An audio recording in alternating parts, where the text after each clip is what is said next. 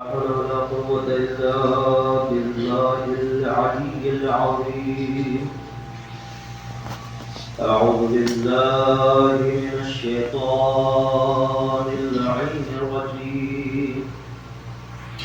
بسم الله الرحمن الرحيم.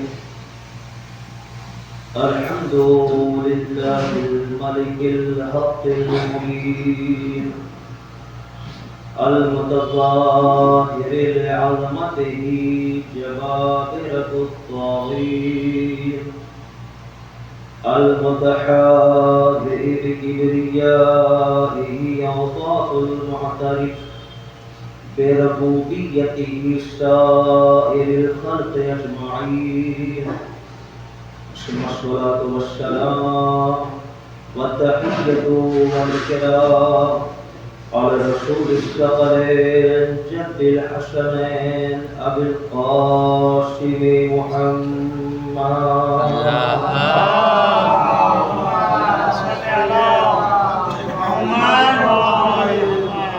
وعلى أهل بيته الطيبين الطاهرين المعصومين المظلومين المنتخبين المنتجبين الذين أذهب الله عنهم الرجس وطهرهم تطهيرا.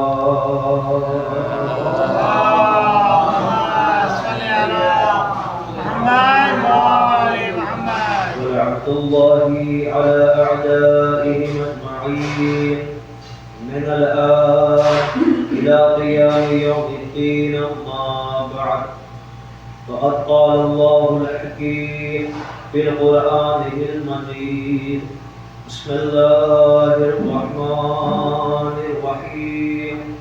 إنا أعطيناك الكوثر. صلوات محمد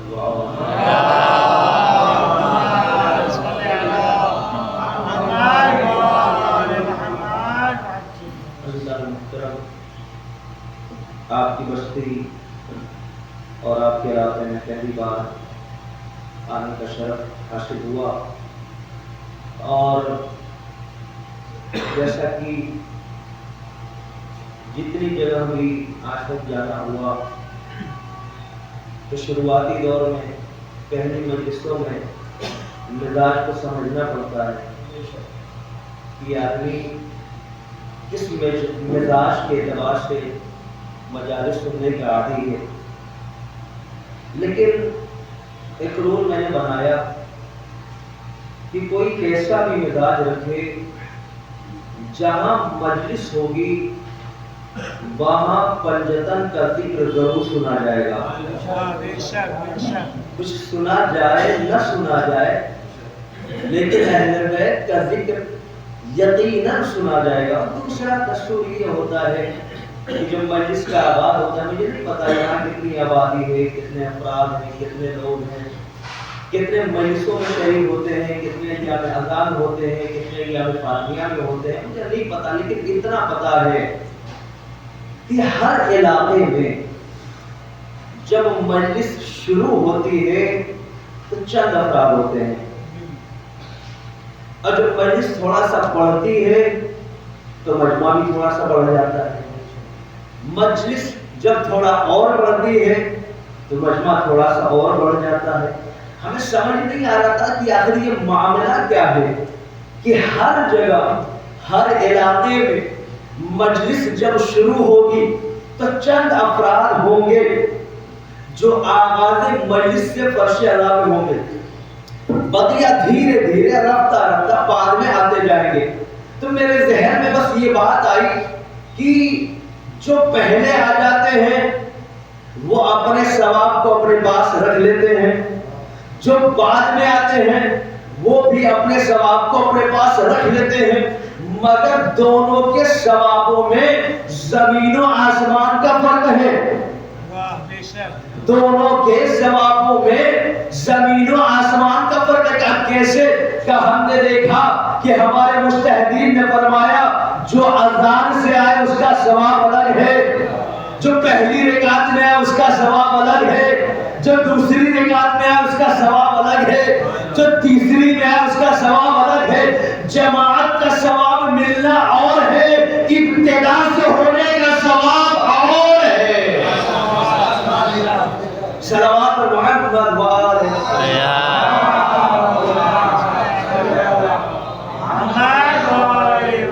تو سب ثواب حاصل کرتے ہیں، لیکن جو ابتدا سے بات ہے تو عبادت کی بات، ابتدا کی عبادت، درمیان کی عبادت، آخر کی عبادت، اور گفتگو شروع ہی ہو چکی ہے تقریباً۔ ابھی آپ دیکھ رہے ہوں گے ماشاءاللہ پوسٹر، بینر چاروں طرف چل رہے ہیں، ایام اعضاء فاطمیہ کی فلاں جگہ 5 مجلس ہے، فلاں جگہ 10 مجلس ہے، فلاں جگہ 3 مجلس ہے، فلاں جگہ اتنی مجلس ہے۔ آج سے تقریباً بزرگ افراد ماشاءاللہ مجھ سے بہتر جانتے ہیں، آج سے تقریباً 10-12 سال پہلے ایام اعضاء فاطمیہ کا اتنا اہتمام نہیں تھا۔ بالکل آج سے تقریباً 10-12 سال پہلے ایام اعضاء فاطمیہ کا اتنا اہتمام نہیں تھا، لیکن اب ان 10-12 سالوں میں تبدیلی اتنی آئی کہ علاقے میں اگر 10 افراد بھی ہیں تو ایام اعضاء فاطمیہ کی مجلسیں ہو رہی ہیں۔ علاقے میں اگر 100 افراد ہیں تو بھی ایام اعضاء فاطمیہ کی مجلسیں ہو رہی ہیں۔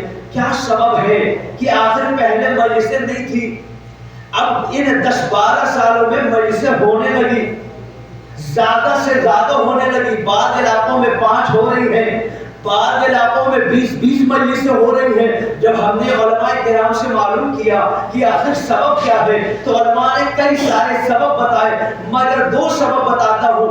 پہلا سبب کیا سبب ہے کہ ایام اعضاء فاطمیہ میں ہر علاقے میں مجلسیں ہو رہی ہیں، زیادہ سے زیادہ ہو رہی ہیں۔ علماء نے کئی اسباب بتائے، مگر 2 سبب پیش کرتا ہوں۔ پہلا سبب پیغمبر نے فرمایا ان اللہ یرضی برضا فاطمہ، اللہ فاطمہ کے خوش ہونے سے خوش ہو جاتا ہے۔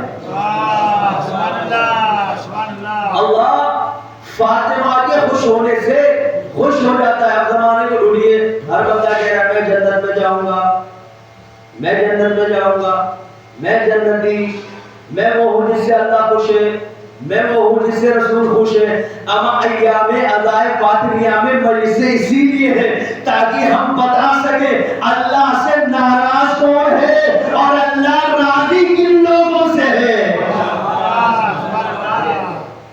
بتا سکے یہ اللہ راضی ہوتا ہے شہزادی کے راضی ہونے سے۔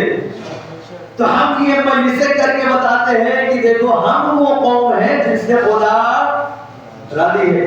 دوسرا سبب جو علماء نے بتایا، یہ پہلا سبب تھا کہ کیوں، دوسرا سبب قرآن مجید میں بزرگ آپ ہمیشہ سنتے ہیں اللہ نے امام کی 2 تعریف کی۔ بعض امام وہ ہیں کہ جو آپ کو جنت کی طرف لے جاتے ہیں، اور بعض امام وہ ہیں امام یہدون الی النار جو جہنم کی طرف لے کر جاتے ہیں۔ بعض امام وہ ہیں جو جنت کی طرف لے جاتے ہیں، بعض امام وہ ہیں جو جہنم کی طرف لے جاتے ہیں۔ یہ ایام اعضاء فاطمیہ کی مجلسیں اسی لیے ہیں تاکہ واضح ہو سکے جنت میں لے جانے والا امام کون ہے، جہنم میں لے جانے والا امام کون ہے۔ صلوات محمد وعلی محمد پر۔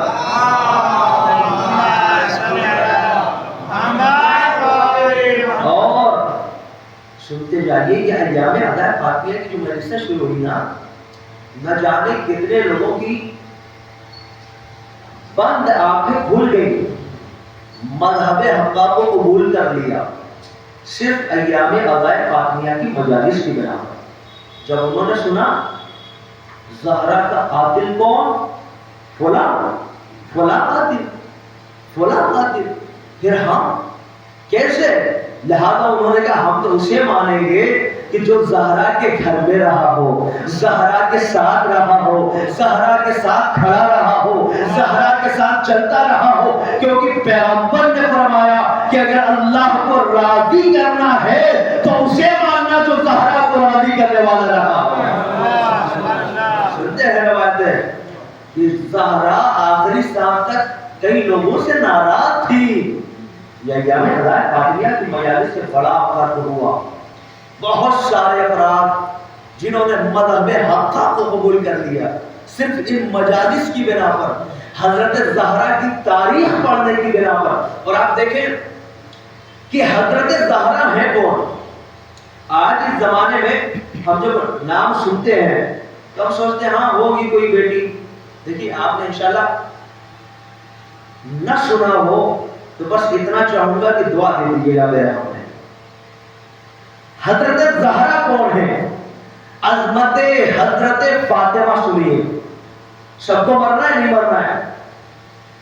سب کو مرنا ہے، ہر شخص کو مرنا ہے. جناب آدم علیہ السلام کے زمانے سے لے کر قیامت تک آنے والے سب کے سب قبر میں جائیں گے. اچھا سب سے قبر میں الگ الگ سوال ہوگا یا ایک ہی سوال ہوگا؟ ابھی قبر کی بات کر رہا ہوں، محشر کی بات نہیں کر رہا ہوں کہ تم نے کیا کیا. قبر میں کیا سوال ہوگا بتائیے؟ عظمت حضرت زہرا سمجھیں. قبر میں کیا سوال ہوگا؟ من ربک، یہ پہلا سوال ہے. تمہارا خدا کون؟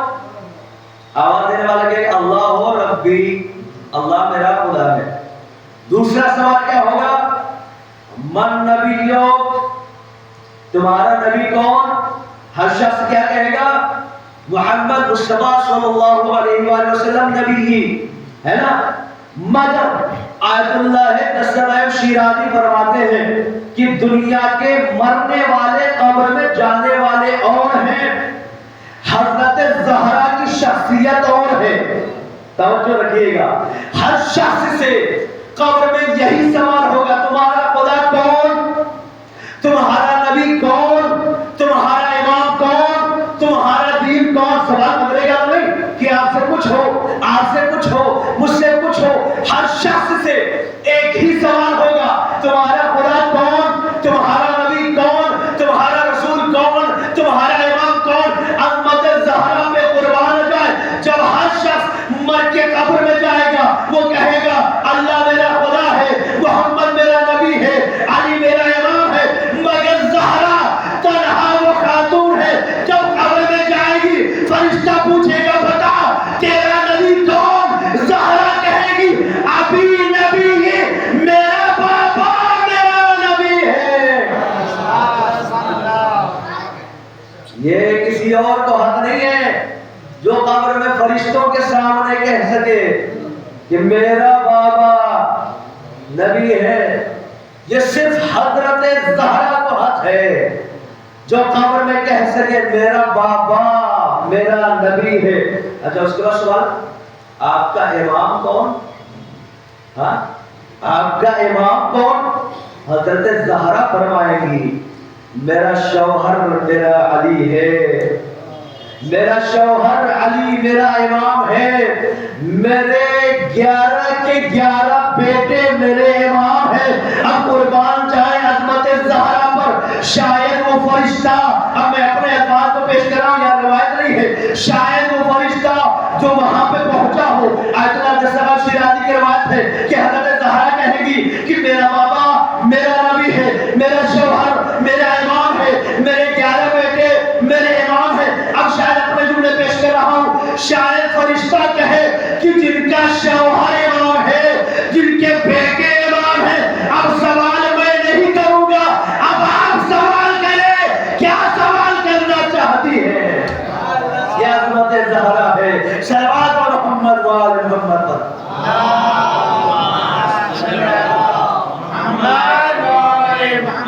یہ عظمت زہرا ہے. میرے عزیزوں، یہ کائنات میں کسی کو یہ شرف حاصل نہیں جو یہ کہہ سکے میرا بابا میرا نبی ہے، میرا شوہر اور میرے بیٹے امام ہیں.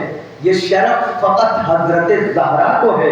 اور آگے بڑھیں، حضرت زہرا کے حوالے سے ماشاءاللہ بڑی مجلسیں آپ سنتے ہیں. ابھی آپ کو نانپورہ بھی جانا ہوگا، بہت سارے افراد وہاں جائیں گے، اس مجلس کے فوراً بعد وہاں پہ سنیں گے. اس سے پہلے بھی مجلسیں سنے ہوں گی، اس کے بعد بھی مجلسیں سنتے رہیں گے.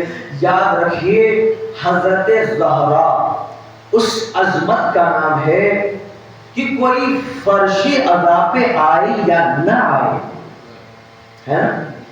حضرت زہرا سب سے پہلے فرش ادا پہ ہوتی ہے. فضائل کے وقت سنیے گا. سب سے پہلے فرش ادا پہ کون؟ حضرت فاطمہ زہرا سلام اللہ علیہا. اب دیکھیں اگر میں کسی ایسی میٹنگ میں چلا جاؤں, ایسے علاقے میں چلا جاؤں جہاں کوئی بڑا نیتا آیا ہو, بڑا ایم ایل اے آیا ہو, تو جانے کے بعد میں کیا کہتا ہوں؟ ملاقات کرنے کے بعد فوٹو لوں گا, سیلفی لوں گا, چاروں طرف ڈالوں گا, لوگوں کو بتاؤں گا بھائی صاحب فلاں نیتا سے مل کے آیا ہوں, فلاں ایم ایل اے سے ملاقات کر کے آیا ہوں, اس سے میری بڑی اچھی پہچان ہے, اس سے میری بڑی اچھی شناخت ہے. اب سمجھ آیا لوگ کیوں کہتے ہیں آپ بھی مجلسوں میں آیا کریں, اپنے بچوں کو بھی مجلسوں میں لایا کریں, آپ بھی مجلسوں میں آیا کریں, اپنے بچوں کو بھی فرش ادا پہ لایا کریں. اس کا سبب یہ ہے کہ جب دنیا والے کسی عام انسان سے ملتے ہیں تو بڑا فخر کرتے ہیں. ذرا سوچے ہم کتنا فخر کرنے کے لائق ہے جو زمینی نہیں بلکہ آسمانی ہستیوں سے ملاقات کیا کرتے ہیں. صلوات پر محمد و آل محمد.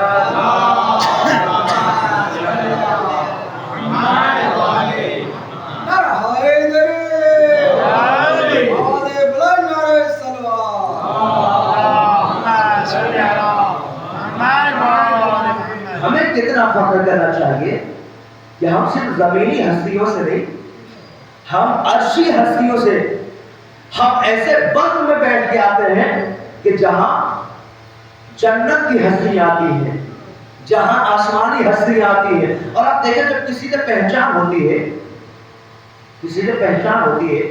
تو جب پہچان ہو جاتی ہے تو بڑا آگے کا کام آسان ہو جاتا ہے. جیسے مثال کے طور پہ کوئی انسان کسی جگہ پھنس گیا, اس کی پہچان کسی انسپیکٹر سے ہے, تو اس نے فوراً اس کو فون کیا, بھائی صاحب یہ بات ہے.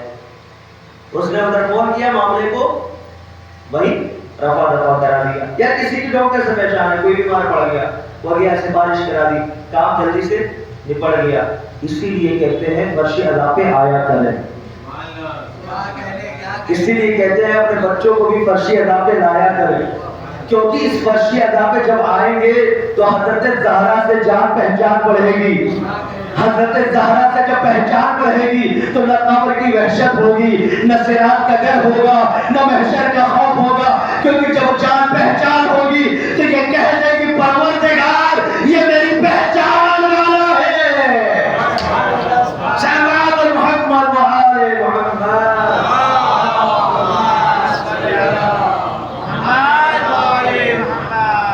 حضرت زہرا کون ہے؟ حضرت زہرا پہلی مجلس سے مجھے وقت لگے گا آج تھوڑا سا سمجھنے میں, مجمع دیکھنے میں, لوگوں کا ذہن پرکھنے میں, لیکن میں نے شروع میں کہہ دیا کہ یہ وہ ہستیاں ہیں کہ جنہیں اپنوں نے غیروں نے بھی مان لیا. ہر کس و ناکس نے انہیں مانا. اما جب انبیاء ان کے بغیر نہ رہ سکے, جب انبیاء ان کے بغیر نہ رہ سکے تو عام انسان ان کے بغیر کیسے جی سکتے ہیں؟ اور جینا ہو تو جی لو, لیکن ان کے بغیر اگر مر گئے تو مرنے کے بعد بھی دعا کرو کہ پروردگار پھر موت دے دے. کیونکہ اگر یہ نہیں ہے تو ہر موت کے بعد موت کی تمنا ہوگی. کیونکہ یہی وہ ہے جو ہمارے مونس ہیں, ہمارے ہمدم ہیں. بس آگے جلدی سے پیش کر دو کون ہے؟ حضرت زہرا. ایک آیت اللہ ہے. ابھی تک میں نے جو ان پارٹیاں کو مجلسیں پیش کی ہمارے برادران میں موجود تھے, اس سے الگ ہٹ کر مجلس پیش کر رہا ہوں. ابھی وہ باتیں پیش نہیں کی میں نے جو وہاں میں نے پیش کیا ہے اس سے الگ ہی پیش کر رہا ہوں. کون ہے حضرت زہرا؟ کون ہے حضرت زہرا؟ ہم سمجھتے ہیں عام خاتون ہوگی, عام عورت ہوگی. سنیے, ایران میں ایک آیت اللہ گزرے ہیں, بہت سارے شاگردوں کو پڑھاتے تھے. ماہ رمضان کا وقت ہے اور ماہ رمضان میں روزہ رکھنا واجب ہے نا. جس کو کوئی بیماری پورے سال نہ ہو, بہت سارے افراد کو ماہ رمضان میں بیماری لگ جاتی ہے. کیا پتا وہ لگ جاتی ہے یا لگا دی جاتی ہے, وہ خدا ہی بہتر جانے. اب ماہ رمضان کا وقت ہے، افطاری کا سامان 3-4 بجے ایک استاد نے اپنے شاگردوں کے لیے خریدا اور خرید کر ایک کمرے میں بند کر دیا۔ بند کرنے کے بعد وہ وہاں سے چلے گئے حرم مطہر میں، اور جب حرم مطہر میں پہنچے تو وہاں جانے کے بعد دعائیں کر رہے ہیں، استغفار کر رہے ہیں، ماہ رمضان دعائیں، قرآن تلاوت، نماز۔ اب جب مغربین کی نماز ہو گئی تو انسان سب سے پہلے کوشش کیا کرتا ہے؟ ہم نے بہت ساری جگہوں پہ دیکھا کہ اذان ہو رہی ہوتی ہے اور لوگ ہاتھ میں لیے ہوتے ہیں کہ بس سنائی دے اور روزے کو کھولا جائے۔ اب جیسے ہی مغربین کی نماز ختم ہوئی، سارے شاگرد اکٹھا ہو گئے، استاد محترم بڑے زوروں کی بھوک لگی ہے، چلیے جو افطار کا سامان رکھا ہے اب ہم اسے کھائیں تاکہ اپنے روزے کو کھولیں۔ استاد محترم ساتھ شاگردوں کو لے کر گئے۔ اب جب پہنچے، جیب میں ہاتھ ڈالا، دیکھا تالے کی چابی کہیں کھو گئی۔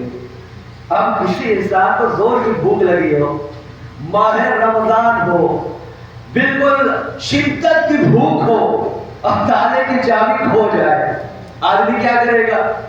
آدمی تو پہلے یہی کوشش کرے گا تالا توڑ، مگر استاد نے کہا کوئی بات نہیں، دین کے طالب علم ہو، اتنا تو صبر ہونا چاہیے، لیکن تھوڑا صبر کرو، میں حرم تک چابی تلاش کر کے آتا ہوں۔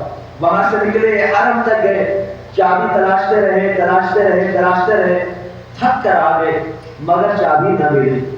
تو ایک مرتبہ نہیں معلوم انہوں نے کیا کہا، سارے شاگردوں نے دیکھا کہ تالا خود بخود کھل گیا۔ اب جو تالا کھلا تو شاگرد بجائے اس کے کہ روزہ کھول دے، اپنی بھوک بھول گئے اور انہوں نے پوچھا استاد محترم ذرا بتائیے تو صحیح، آپ نے چابی لگائی نہیں ہے، آپ تلاشنے گئے چابی ملی نہیں ہے، پھر یہ دروازہ کھلا کیسے؟ کہا شاگردوں تمہیں پتہ نہیں ہے، اور روایتوں میں ہے کہ اگر کہیں تالا بند ہو، چابی کھو جائے، تو تالا کھولنا چاہو تو حضرت موسیٰ کی ماں کا نام لینا، تالا خود بخود کھل جائے گا۔ تو میں یہ سوچ رہا تھا جب موسیٰ کی ماں کے نام پر تالا بغیر چابی کے کھل سکتا ہے تو کیا زہرا کے نام پر تالا بغیر چابی کے نہیں کھل سکتا؟ میں نے ایک بار کہا یا فاطمہ، تالا خود بخود کھل گیا۔ صلوات محمد وآل محمد۔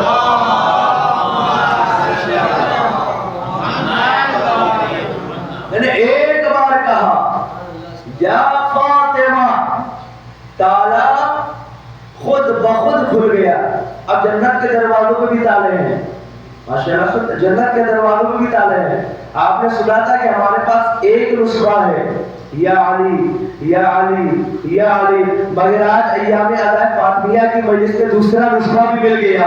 اب ہمیں گھبرانے کی ضرورت نہیں ہے، اب جب ہم جنت کے دروازے پہ جائیں گے تو کہیں یا علی کہیں گے، کہیں یا فاطمہ کہیں گے، کیونکہ یہ وہی نام ہے جو جنت کے دروازوں کو کھول سکتے ہیں۔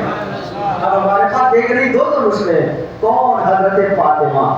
یہ وہ ہیں جو دنیا کی مشکلات کو آسانیوں میں تبدیل کر دیں۔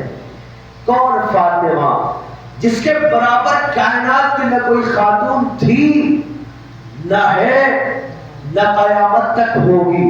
پھر جملہ دوہرا رہا ہوں، نہ حضرت زہرا جیسی کوئی خاتون جناب آدم سے لے کر حضرت زہرا تک تھی، نہ اس زمانے تک ہے، نہ قیامت تک ہوگی۔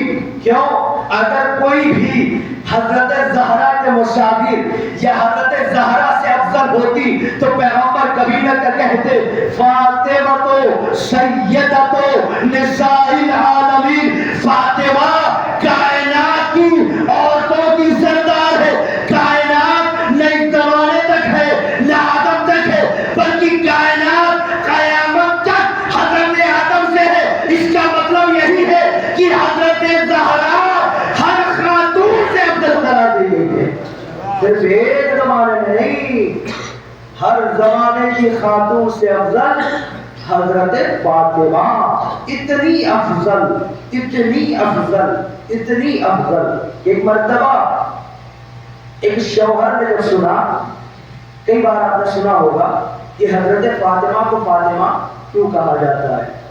اس لیے کہ آپ شیعوں کو جہنم سے چھڑا دی۔ فاطمہ کا معنی ہوتا ہے چھڑانا، سنا ہے نا آپ لوگوں نے کئی بار؟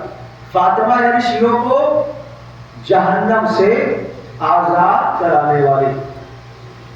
کس کو آزاد کرائیں گی؟ شیعوں کو۔ بہت ہی غور سے، تصویر آپ کا بہت ہی غور سے، کن کو آزاد کرائیں گی؟ شیعوں کو۔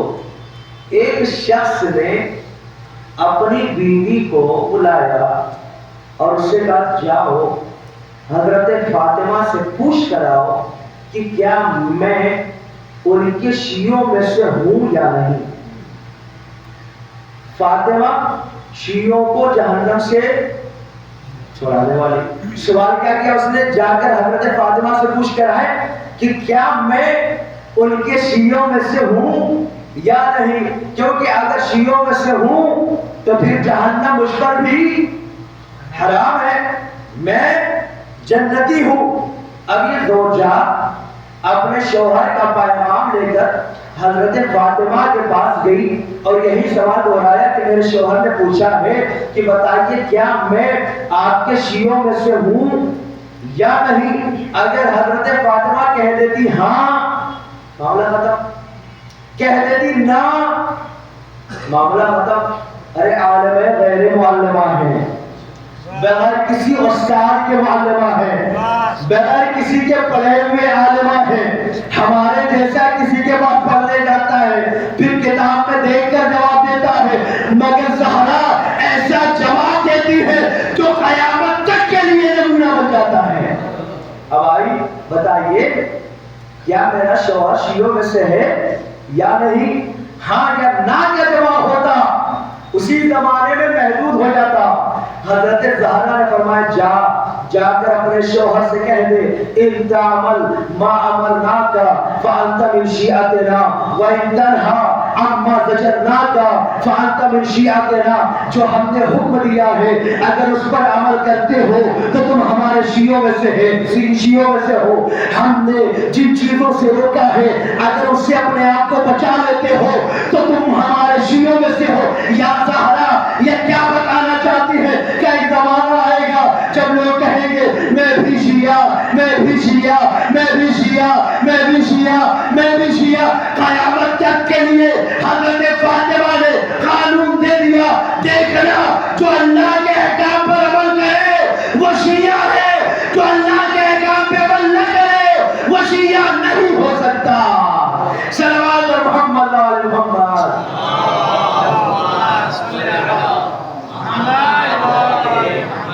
اگر حضرت فاطمہ اتنا ہی کہہ دیتی ہاں، معاملہ ختم تھا، کہہ دیتی نا، معاملہ ختم ہو جاتا۔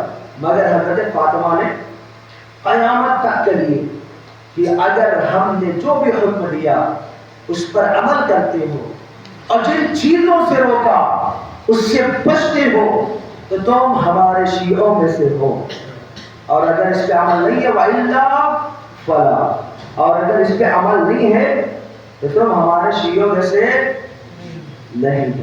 انشاءاللہ تعالی حضرت زہرا کی عظمت کل سے پھر پیش کی جائے گی، کیونکہ ہے 5 مجالس اور پہلی مجلس میں جو ہے مجھے نہیں پتا مجمع اتنا ہی ہوتا ہے یا پھر کوئی لائیو ویڈیو پہلے کی دیکھ لوں گا کہ مجمع کتنا ہوتا ہے، لیکن یاد رکھیے گا کہ مجلسیں ہماری وجہ سے نہیں ہے، یہ مجلسیں نا ہماری وجہ سے نہیں ہے۔ کوئی یہ نہ سوچے میں ہوں تو مجلس ہو رہی، میں ہوں تو مسیح خوانی ہو رہی، میں ہوں تو نوحہ خوانی ہو رہی، میں ہوں تو خطابت ہو رہی، نہ، یاد رکھنا مجھ سے پہلے بھی مجلسیں تھیں۔ میں نے جملہ کا مجھ تاکہ کوئی اپنے پہ نہ لے، مجھ سے پہلے بھی مجلسیں تھیں، میرے بعد بھی مجلسیں ہوں گی، جو اس بات کا ثبوت ہے کہ مجلسیں ہماری محتاج نہیں ہے بلکہ ہم خود مجلسوں کے محتاج ہیں. مجلسیں ہماری محتاج نہیں ہے کہ ہم سوچیں ہم جائیں گے تو مجلس ہوگی، ہم پہنچیں گے تو مجلسیں ہوں گی. اما نہ جانے کتنی مجلسیں فرشتوں کے درمیان ہو جاتی ہیں، نہ جانے کتنی مجلسیں عرش اولا میں ہو جایا کرتی ہیں، نہ جانے کتنی مجلسیں جنگلوں اور بیابانوں میں ہو جایا کرتی ہیں، نہ جانے کتنی مجلسیں جنگلوں میں ہو جایا کرتی ہیں، نہ جانے کتنی مجلسیں فرشتوں میں ہو جایا کرتی ہیں، نہ جانے کتنی مجلسیں جانوروں کے درمیان ہو جایا کرتی ہیں. یہ تو ہماری بات ہے کہ ہمارے کان سن نہیں سکتے، ہماری آنکھیں دیکھ نہیں سکتی، بس ہم یہ دیکھتے ہیں تو سمجھ لیتے مجلس ہو رہی ہے. مگر فرشتوں میں بھی ہوتی ہے، جانوروں میں بھی ہوتی ہے، عرش میں بھی ہوتی ہے، جنگلوں میں بھی ہوتی ہے. اگر نہ ہوتی تو اللہ حدیث کے سامنے کہتا او میرے فرشتوں آ جاؤ، آج میں پڑھوں گا تمہیں سننا پڑے گا. ہے نا؟ ہو جاتی ہے مجلسیں، بہت ساری ہو جاتی ہے. کبھی یہ نہ سوچنا کہ ہم نہیں تو مجلسیں نہیں. مجلسیں ہو رہی ہیں، ہوتی رہیں گی، ہم سے پہلے بھی تھی، ہمارے بعد بھی ہوں گی. مجلسوں کے ہم محتاج ہیں. ہم جائیں گے، شروع میں عرض کیا حضرت زہرا سے پہچان ہوگی، ہم جائیں گے حضرت فاطمہ سے شناسائی ہوگی. یہی ہے جو قبر میں کام آئیں گی، یہی ہے جو صراط میں کام آئیں گی. اگر ہمیں اپنے اندوہ کو اور غم کو ختم کرنا ہے تو دنیا میں بھی انہی کا سہارا لینا ہوگا، آخرت میں بھی انہی کا سہارا لینا ہوگا. اور بس مسائل کی طرف بڑھتے ہوئے یہی سوچ رہا ہوں کہ کہاں سے ربط دوں. حضرت زہرا وہ مظلوم ترین خاتون ہیں کہ کائنات میں ان سے پہلے کوئی ایسی خاتون مظلومہ نہ ہوئی. کتنی مظلومہ؟ اتنی مظلومہ کہ کئی مرتبہ آپ کو اپنی چادر تطہیر بیچنے پہ مجبور ہونا پڑا. لیکن یہ بھی مظلومی ہے. آپ کبھی یہ نہ سوچیں وہ چادر تطہیر کہ جس چادر کے اندر پنجتن اکٹھا ہوئے تھے، جس چادر کے لیے قرآن مجید کی آیت تطہیر آئی، جس چادر کے قریب جبریل جیسا فرشتہ کھڑا ہو کر پہچان نہ سکا، اس چادر کو حضرت زہرا کو کئی مرتبہ بیچنے پہ مجبور ہونا پڑا. بس یہ مسائل بھی ہوگا کہ ایک مرتبہ حضرت فاطمہ نے حضرت سلمان کو بلایا. سلمان، یہ چادر ہے گھر میں فاتح ہیں. کون سی چادر؟ فاطمہ کی چادر، تطہیر کی چادر. یہ چادر ہے سلمان، لے جاؤ بازار میں سے فروخت کر دو. جب کچھ ملے تو لا کر گھر میں رکھ دینا تاکہ گھر کی غربت دور ہو سکے. عزیزوں یہ ظاہری غربت تھی، ورنہ فاطمہ سے بڑی کوئی خاتون امیر کائنات میں نہ گزری ہے نہ گزرے گی. یہ ظاہری طور پہ واضح ہے. حضرت زہرا نے سلمان کو بلایا، حضرت سلمان رونے لگے اور روتے ہوئے چادر فاطمہ کو لیا، اپنے کندھے پہ ڈالا اور ڈالنے کے بعد سڑکوں سے گزر رہے ہیں. ہمت اور جرأت نہیں ہے کہ یہ کہہ سکے کہ کوئی فاطمہ کی چادر ہے خریدنے والا. حضرت سلمان میں یہ ہمت نہیں ہے کہ یہ کہہ سکے کوئی ہے جو فاطمہ کی چادر خریدے. وہ چادر ہے جو اپنے کاندھے پہ رکھے ہوئے خاموشی سے گزر رہے ہیں کہ شاید کوئی خود بخود خرید لے، کیونکہ حضرت سلمان عظمت فاطمہ جانتے ہیں اور چادر کی عظمت بھی جانتے ہیں. اس لیے کبھی ایک بار بھی نہیں کہا کہ زہرا کی چادر خرید لو. خاموشی سے گزر رہے ہیں. ایک مرتبہ ایک یہودی نے دیکھا، دیکھ کر ہی اس نے پوچھا کیا یہ چادر بیچنے کے لیے لائے ہو؟ کہا ہاں یہ چادر بیچنے کے لیے لایا ہو. کہا لاؤ. اب جو قریب سے یہودی نے دیکھا تو ایک مرتبہ کہتا ہے کہ چلو میرے ساتھ چلو، میرے گھر میں چلو. حضرت سلمان کو گھر میں لے گیا. گھر میں لے جانے کے بعد اس نے اپنی کتاب توریت کے پرانے نسخے نکالے اور نسخوں کو نکالتا ہے، اسے پڑھتا ہے. حضرت فاطمہ کی چادر جو حضرت سلمان کے کندھوں پہ پڑی اسے غور سے دیکھتا ہے، پھر نسخے کو پڑھتا ہے، حضرت فاطمہ کی چادر کو دیکھتا ہے، پھر نسخے کو پڑھتا ہے، حضرت فاطمہ کی چادر کو غور سے پر دیکھتا ہے. جب کئی مرتبہ پڑھ کر ملا لیا تو ایک مرتبہ کہتا ہے سلمان ایسا لگتا ہے یہ چادر آخری نبی کی بیٹی فاطمہ کی ہے. سلمان نے طرف کے فرمایا ہاں ہاں یہ چادر فاطمہ الزہرا کی ہے. کہ ایک مرتبہ چل میں مسجد نبوی میں جانا چاہتا ہوں. یہودی مسجد نبوی میں آیا، آنے کے بعد کہتا ہے مجھے کلمہ پڑھاؤ. ایک مرتبہ اس نے کلمہ پڑھا، جو کلمہ پڑھا تو ایک مرتبہ سلمان نے فرمایا قیمت دے دے، چادر کو لے لے. روتا ہوا کہتا ہے ارے جب میں یہودی تھا، جب میں نے چادر کو ہاتھ نہ لگایا، ارے مسلمان ہو کر چادر فاطمہ کو کیسے ہاتھ لگا سکتا ہوں؟ ارے روایت پڑھ کر دل لرز گیا.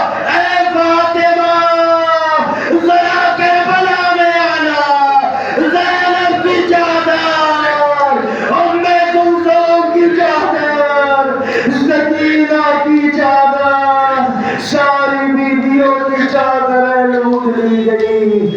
یہ مسلمان کی عظمت نہ پہچان سکے.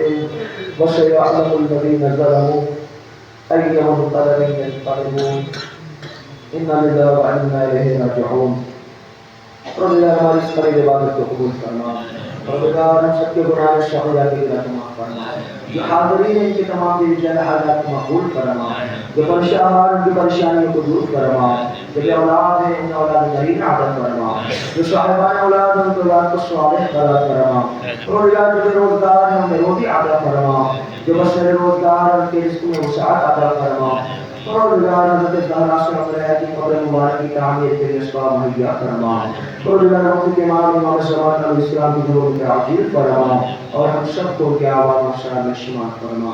ربنا تقبل منا انك انت السميع العليم. ما تنفعت الزمان.